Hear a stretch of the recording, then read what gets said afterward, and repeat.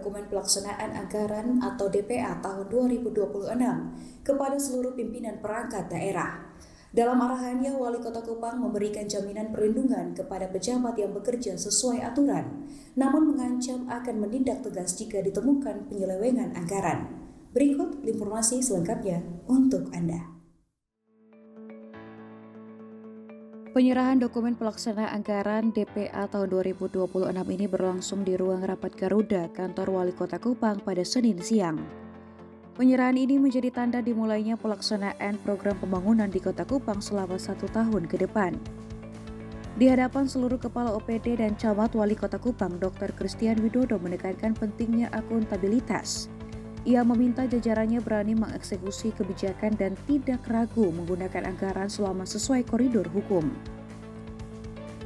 Wali Kota Kupang menjamin akan pasang badan menjaga pejabatnya yang bekerja benar. 3 hal saja. Yang pertama, setiap rupiah harus dapat dipertanggungjawabkan. Jadi, yang tadi saya bilang itu, pokoknya kalau lakukan benar, saya jaga, kalau salah, saya tindak. Yang berikut lagi, kita harus berani dalam mengeksekusi kebijakan.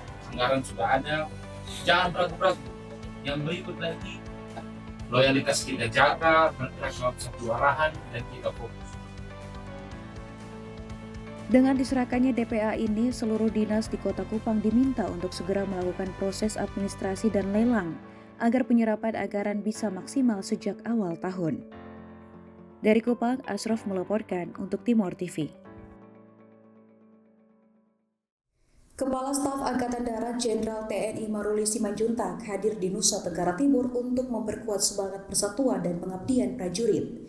Dalam momen kebersamaan Natal Nasional, toleransi beragama dan damai menjadi akar menuju Indonesia maju. Berikut informasi selengkapnya untuk Anda. Kepala Staf Angkatan Darat Jenderal TNI Maruli Simanjuntak mengunjungi Provinsi Nusa Tenggara Timur dalam rangka perayaan Natal dan Tahun Baru bersama para prajurit TNI tahun 2026. Kegiatan yang berlangsung di Auditorium Universitas Nusa Cendana Senin 12 Januari mendapat antusiasme tinggi dari Wakil Gubernur Nusa Tenggara Timur yang turut hadir dalam perayaan tersebut.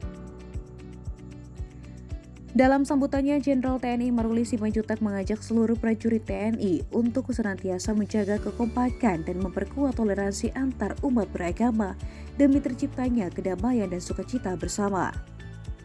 Nilai persatuan dan toleransi tersebut diharapkan mampu menjadi kekuatan dalam memajukan Indonesia sebagai bangsa yang besar dan berdaulat.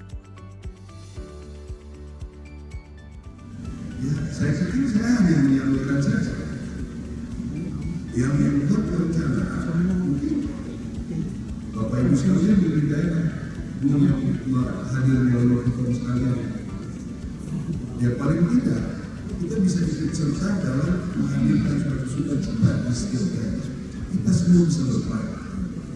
Kita semua bisa berperan.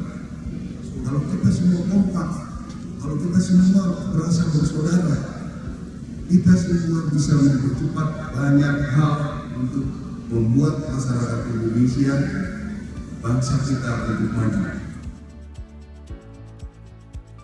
Sementara itu, Wakil Gubernur Nusa Tenggara Timur Joni Asadowa mengucapkan terima kasih atas kunjungan Kasat TNI Angkatan Darat ke Nusa Tenggara Timur sebagai tempat Natal bersama nasional. Pertama-tama bersama pemerintah dan rakyat Nusa Tenggara Timur, kami mengucapkan terima kasih yang sebesar-besarnya kepada Bapak Kasat yang sudah menetapkan Forum Meresaki Provinsi Nusa Tenggara Timur sebagai tempat dilaksanakannya Natal Nasional TNI Angkatan Darat. Perayaan Natal dan Tahun Baru bersama ini diharapkan mampu memberikan sukacita dan damai bagi sesama dalam berbagi kasih dan menata kembali pembangunan Nusa Tenggara Timur dalam menjaga pertahanan NKRI. Dari Kupang, Selvi Moruk melaporkan untuk Timor TV. Gubernur Nusa Tenggara Timur, Seroti Keluarga jadi rumah pertama pembentukan karakter anak sebagai generasi penerus bangsa dalam momen perayaan Natal bersama aparatur sipil negara lingkup pemerintah Provinsi Nusa Tenggara Timur. Hal ini juga menjawab berbagai permasalahan stunting dan angka kemiskinan di Nusa Tenggara Timur. Berikut liputannya untuk Anda. Gubernur Nusa Tenggara Timur Emmanuel Melkiades Lakalenda soroti keluarga jadi tempat pertama pembentukan karakter anak dalam perayaan Natal bersama aparatur sipil negara lingkup pemerintah Provinsi Nusa Tenggara Timur. Melki Lakalena juga menyebut Nusa Tenggara Timur memiliki banyak persoalan seperti kemiskinan, pendidikan dan stunting sehingga perlu adanya penguatan dalam lingkungan keluarga agar dapat membantu tumbuh kembang anak menjadi generasi bangsa yang ideal.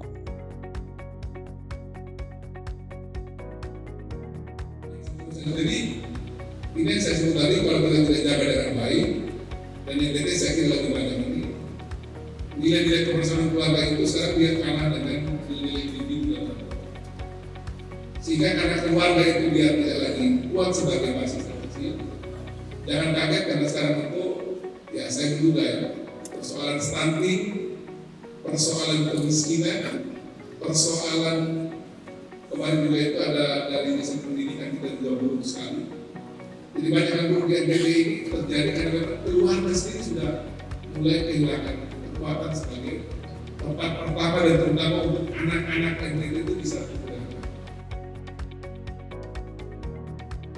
Keluarga yang menjadi garda terdepan bangsa sebagai penghasil generasi unggul harus mendapatkan dukungan penuh dari program terbaik pemerintah Provinsi Nusa Tenggara Timur agar kelak generasi muda dapat tumbuh sehat dan berprestasi. Dari Kupang, Salvi Moruk melaporkan untuk Timur TV.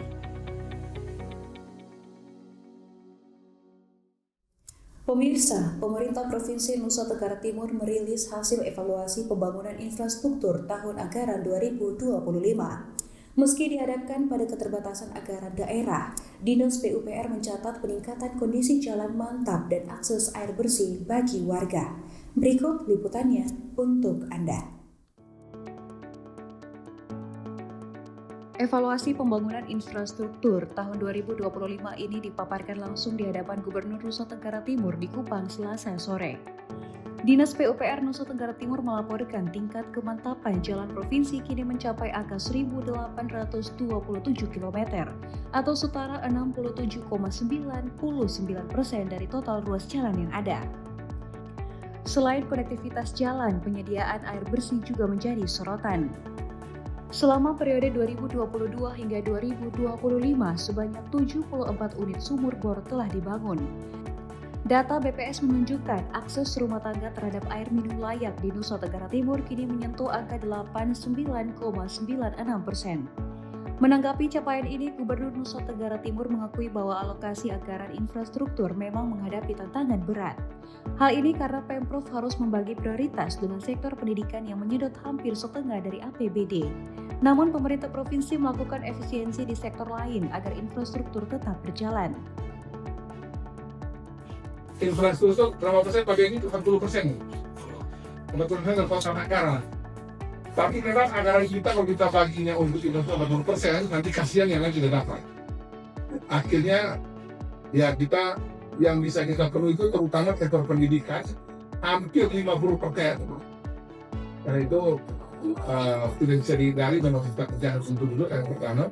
Tapi untuk sektor infrastruktur itu kami memotong banyak anggaran yang tidak perlu di banyak tempat untuk kemudian bisa membuat infrastruktur berjalan. Tak hanya jalan dan air, Dinas PUPR juga terus mendorong program penanganan rumah tidak layak huni atau RTLH bagi masyarakat berpenghasilan rendah. Dengan sinergi pusat dan daerah diharapkan pemerataan pembangunan di Nusa Tenggara Timur dapat semakin dirasakan masyarakat di tahun 2026.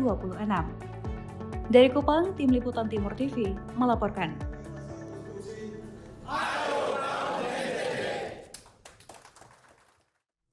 Tongkat estafet pengawasan keuangan negara di Nusa Tenggara Timur berganti. Gubernur Nusa Tenggara Timur secara resmi mengukuhkan Kapsari sebagai Kepala Perwakilan PPKP baru.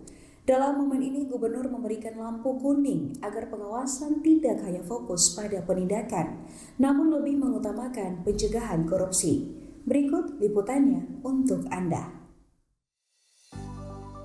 Wajah baru Kepala Badan Pengawasan Keuangan dan Pembangunan atau BPKP Provinsi Nusa Tenggara Timur, Kapsari, seorang akuntan dan Master of Arts, resmi menerima mandat sebagai Kepala Perwakilan di Aula El Tari Kupang, menggantikan pejabat sebelumnya Rizal Suhaili. Bukan sekadar seremonial, pengukuhan ini menjadi titik awal penguatan sinergi antara pemerintah provinsi dan pengawas internal.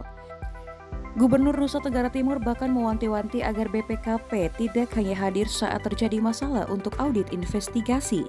Lebih dari itu, fungsi early warning atau pencegahan harus lebih mendominasi. Berharap betul agar jangan sampai nanti ada urusan BPKP ini terkait dengan harus ada audit investigasi dengan tujuan tertentu. Apa itu KPH? Semuanya. Kami berharap betul agar kita punya urusan terkait ini sama kayak kita bicara soal kesehatan. Lebih baik mencegah daripada mengobati. Tantangan dari orang nomor 1 di Nusa Tenggara Timur tersebut langsung direspon oleh Kapsari. Sebagai mata dan telinga pengawasan, ia berkomitmen untuk selaras dengan visi Bangun NTT. Strategisnya adalah masuk melalui berbagai instrumen pengawasan, mulai dari review hingga konsultasi, demi memastikan rupiah yang keluar dapat dipertanggungjawabkan. Jadi kami tetaplah sesuai dengan inline dengan Pak Gubernur tadi, bahwa Pak Gubernur mengatakan Pak, bangun NTT yaitu. Itulah kontribusi kami BPKP kepada kredo atau kredo dari pemerintah Provinsi NTT untuk bangun NTT. Kami akan kawal dari sisi akuntabilitas pembangunannya dan akuntabilitas keuangannya. Kehadiran pemimpin baru ini diharapkan membawa energi segar dalam mencegah kebocoran anggaran di bumi Flobamora. Dari Kupang, Ashraf melaporkan untuk Timur TV. SMA Santo Arnoldus Jansen Kota Kupang gelar kegiatan bedah buku tingkatkan literasi peserta didik. Informasi selengkapnya akan hadir sesaat lagi. Tetaplah bersama kami.